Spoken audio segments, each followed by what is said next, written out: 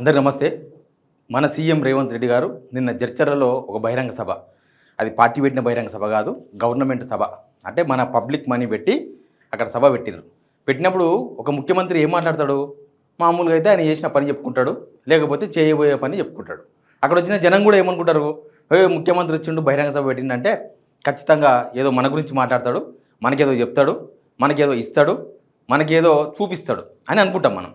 కానీ అదేందో కేసీఆర్ తిట్టనీకే, కేసీఆర్ను ఇంకేదో అననీకే, కేసీఆర్ పేరు ఎన్నిసార్లు తీసినట్టు ఒక సభలో ఒక 10-15 సార్లు తీసిండు ఆయన చేసిన హాఫ్ అన్ అవర్ ప్రసంగం వల్ల. కేసీఆర్ జనము మర్చిపోకుండా జనాల్లో పెడుతున్నది రేవంత్ రెడ్డి అనిపించింది ఆయన ప్రసంగం చూస్తే. అసలు ఆయన ముఖ్యమంత్రి అయింది కేసీఆర్ని తిట్టనీకేనైనా?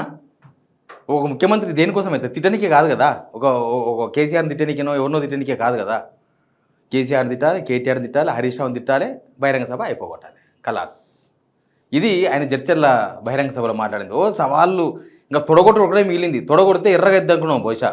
తొడ ఎర్రగా అయితే ప్రాబ్లం అవుతుందని తొడగొట్టు ఒక్కడే ఆపిండు, ఇంకా మిగతా మొత్తం చేసేసిండు. ముందు సబ్స్క్రైబ్ చేయండి, షేర్ కూడా చేయండి. నేను నిజంగా 2.5 years గవర్నమెంట్, ఆయన ముఖ్యమంత్రి 2.5 సంవత్సరాలు, 30 నెలలు అయిపోయింది. ఇంకొక 30 నెలలు మిగిలింది లాస్ట్. ఆ 30 నెలలో ఒక 12 నెలలు అంటే ఒక లాస్ట్ 1 year మొత్తం ఎలక్షన్ మూడు, ఎలక్షన్ కథ కార్కన్న దాని మీద పోతుంది. ఈయనకు మిగిలింది 18 నెలలు, అంటే సంవత్సరన్నర గవర్నమెంట్.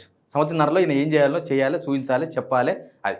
కానీ ఆయన బహిరంగ సభ విన్న తర్వాత, ఆయన మాట్లాడిన తీరు చూసిన తర్వాత ఇంకా నేనేం చెయ్యలేదు, ఇంకేం చెయ్య, ఇంతే, ఇంకా తిట్టుకుంటూనే ఉంటాను నేను ఇట్లే మాట్లాడుకుంటుంటా. అంటే రేవంత్ రెడ్డి మారుతాడేమో, 2.5 years అయింది కదా, ఖచ్చితంగా ఆయన ఒక ఏమంటారు మెచ్యూరిటీ వస్తుంది కదా ఎవరికైనా కూడా. ఇప్పుడు స్కూల్ కొనే పిల్లవాడికి ఒక 5 నెలలు 6 నెలలు స్కూల్ అలవాటు కాదు, కానీ ఒక 6 నెలల తర్వాత పిల్లాడు మెల్లగా ఆలు తిప్పుతాడు, మెల్లగా ఏబీసీలు చెప్తాడు, యాంటు, క్యాటు, బ్యాటు, డాగు, అవన్నీ చెప్తాడు కదా, ఎలిఫెంటు, అవన్నీ చెప్తాడు. కానీ ఈయన ఇంకా నర్సరీలో ఉంటుండు. రేవంత్ రెడ్డి నర్సరీకి వెళ్ళి బయటికి వస్తలేడు, 1వ తరగతికి వస్తలేడు, 2వ తరగతికి వస్తలేడు, ఇంకా పైన 1వ తరగతికి రాని ఇంకా పైకి కూడా పోలేడు. అట్లే అనిపించింది ఆయన ప్రసంగం మొత్తం చూస్తే. ఒకసారి ఆయన స్పీచ్ వినండి. నేను ఇవాళ ఒక్క మాట చెప్పదలుచుకున్నా, ఆత్మ గౌరవంతో బతకాలంటే ఇందిరమ్మ ఇల్లు ఉండాలి. ఇవాళ మన జిల్లాలో హనుమాన్ల గుడి లేని తండా ఉండొచ్చు, గూడెం ఉండొచ్చు, గ్రామం ఉండొచ్చు.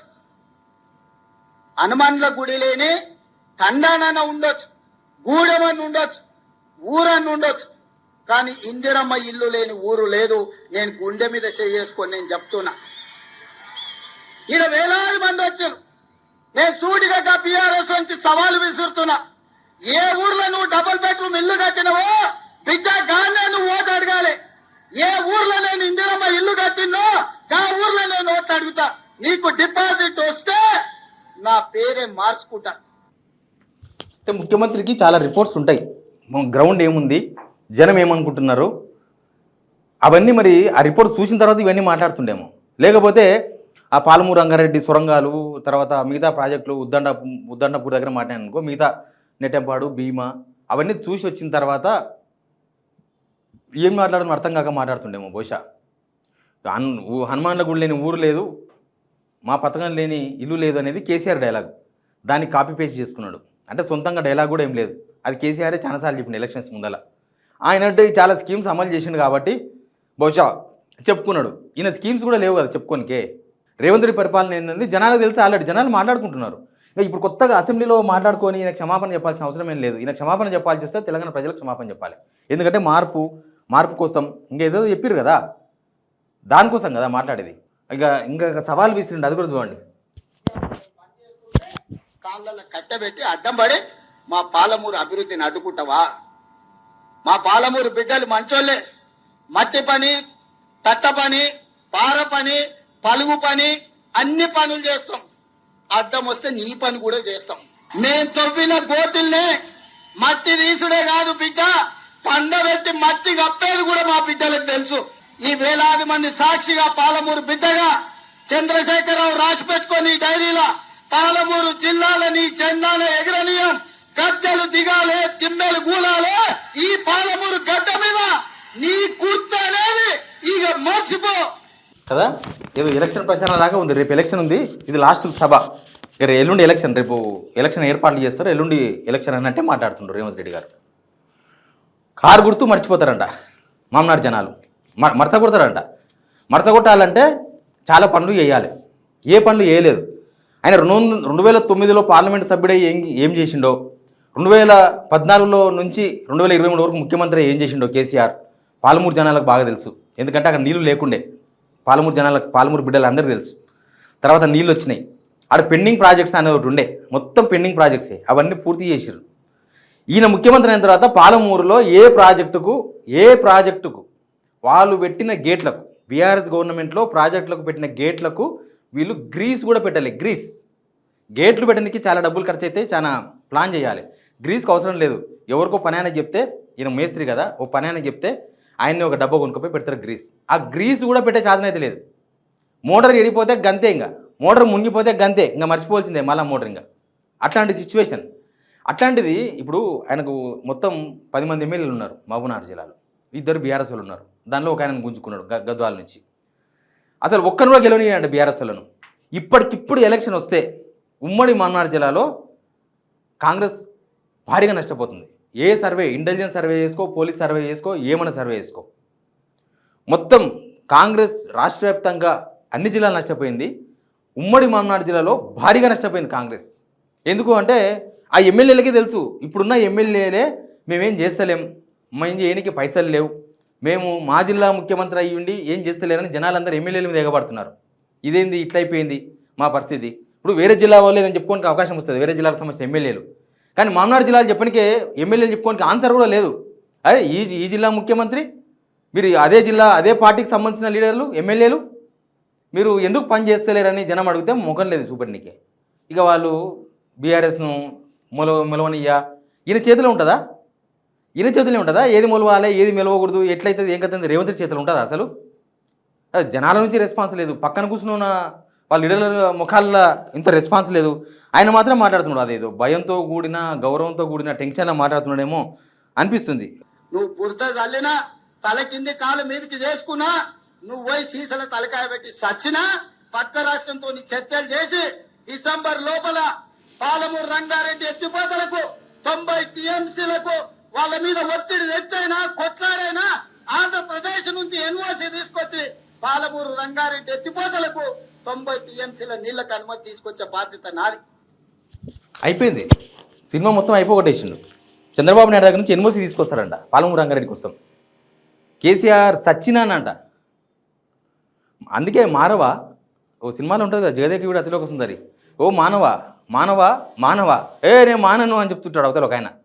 సేమ్ ఈయన కూడా అదే సిచ్యువేషన్కి వచ్చిండు. మానవ జనమంతా అడుగుతున్నారు, అరే బాబు మారు, కేసీఆర్ గురించి నీకెందుకు, ఆయన నీ పేరు తీస్తలేడు, నీ ఊరు తీస్తలేడు, నీ ఊసే లేదు కేసీఆర్ దగ్గర. కానీ నీవేమో బహిరంగ సభలు పెట్టి పబ్లిక్ మనీతోనా కేసీఆర్ కేసీఆర్ కేసీఆర్ కేసీఆర్. ఇప్పుడు ఆ సభ కేసీఆర్ తిరిగికే పెట్టిరని జనానికి అర్థమైపోయింది. అసలు కేసీఆర్ మహబూబ్నగర్ జిల్లాకు రాక చాలా నెలలైంది. కానీ కేసీఆర్ మహబూబ్నగర్ జిల్లా ప్రజల నోళ్ళల్లో నానుతున్నాడు. దానికి కారణం రేవంత్ రెడ్డి సారే. ఎందుకంటే రేవంత్ రెడ్డి అంత స్టాంప్ వేస్తున్నాడు కేసీఆర్ని. కేసీఆర్తో ఎందుకు పంచాయతీ, గెలిచినావు కదా, సీఎం అయినావు కదా, సీఎం అయిన తర్వాత నువ్వేం చేయాలో అజ్జయ్యి. ఇంకా నీకేమన్నా ప్రేమ ఉంటే ఉమ్మడి మహబూబ్నగర్ జిల్లా మీద, నా జిల్లా అని ప్రేమ ఉంటే ఇంకేమని చెయ్యి. ఏం చేయలేదు, ఏమి చెయ్యని మాటలు ఇవన్నీ కూడా. ఈ మాటలతోనే జనం తెలంగాణ ప్రజలు అమాయకులేం కాదు, ఆయనే అంటాడు అమాయకులు కాదని. నిజంగానే అమాయకులేం కాదు, అన్ని క్యాల్కులేషన్ చేస్తున్నారు, అన్ని లెక్కలు చేస్తున్నారు. ఏం చేసిండు ఈయన ముఖ్యమంత్రి, ఏం చేస్తున్నాడు, ఈయన చేసిన పని ఏంది, ఈయన వల్ల జిల్లాకి ఏమైనా పేరు వచ్చిందా, జిల్లాకి ఏమైనా మంచి జరిగిందా, జిల్లాకి ఏం జరిగిందని ఈ వీడియో కూడా చూడండి. చేసే బాధ్యత నేను స్వీకరిస్తాను తెలియజేస్తూ మీ అందరి దగ్గర సెలవు తీసుకుంటున్నా. నేను ఒక స్లోగన్ ఇస్తా, మీరందరు దాన్ని కోరస్ ఇవ్వాలి. నేను ఔరేక్ బార్ అంటే మీరు కాంగ్రెస్ సర్కార్ అనాలి. సిద్ధమేనా? ఔరేక్ బార్ అంటే కాంగ్రెస్ సర్కార్ అనాలంట. అప్పుడు ఇప్పుడు ఈ బాధ్యత తీసుకుంటాడు మహబూబ్నగర్ జిల్లా డెవలప్మెంట్ చేసే బాధ్యత. ఆల్రెడీ 2.5 years అయిపోయిన తర్వాత ఆడ ఏమి ఒక రోడ్డు కూడా వేయలేదు ఉమ్మడి మహబూబ్నగర్ జిల్లాలో, ఏమీ వేయలేదు. అన్ని జిల్లాల్లో ఉన్నట్టే ఆడ ఉంది. కానీ ఆయన ఆడికి పోయి మాట్లాడే తీరు ఎవరికి నచ్చలేదు. అసలు ఆయన మాట్లాడుతుంటే నేను కామెంట్స్ కొన్ని చూసిన ఏముంటుందని. సార్ మీరు రాజకీయంగా మీ కక్షలు ఏమైనా ఉంటే మీరు చూసుకోండి, అంతేగాని మీరు వస్తే ఏదో చేస్తారని జనాలు అనుకుంటున్నారు. అంతేగాని రాజకీయ కక్షలు పెట్టుకొని ఓటేసిన జనాలను మభ్య పెడుతున్నారు. రైతులు ఏం పాపం చేశారు సార్, రైతులకు పెట్టుబడి సమయం ఇవ్వండి. కామెంట్స్ ఇవన్నీ కూడా. ఊరికి ఒక ఇల్లు కట్టి తెలంగాణలో ఉన్న ఇళ్ళన్నీ వీడే కట్టినట్టు చెప్తున్నారు. వీడు బాగుండదు అనొద్దు, మన ముఖ్యమంత్రి కదా, ఆయన ఆయనకి ఇవ్వకపోయినా ఆయన సీట్కి ఇవ్వాలి మనం. కేసీఆర్ కట్టిన వాటికి పెయింట్లు వేసుకొని డాష్, సీఎం చేసి డాష్. అదే కదా ఇప్పుడు డబుల్ బెడ్రూమ్ ఇల్లు మొత్తం కూడా వేరే వాళ్ళకి ఇస్తే అవన్నీ గుంజుకొని మళ్ళీ వంచుతుండు. అది ఈయన ఇచ్చినట్టు అవుతుందా? ఈయన ఇచ్చినట్టు కాదు. తెలంగాణ ప్రజలకు మంచి చేయడానికి నువ్వు సీఎం అయ్యావు, కానీ అది చేయడం లేదు. కేసీఆర్ నోటికి వచ్చినట్టు తిట్టడానికి నువ్వు సీఎం అయ్యావా? 2.5 సంవత్సరాలు 99% నువ్వు కేసీఆర్ తిట్టావు. తెలంగాణ ప్రజలు ఇచ్చిన హామీలు నెరవేర్చడంలో నువ్వు జీరో అయ్యావు.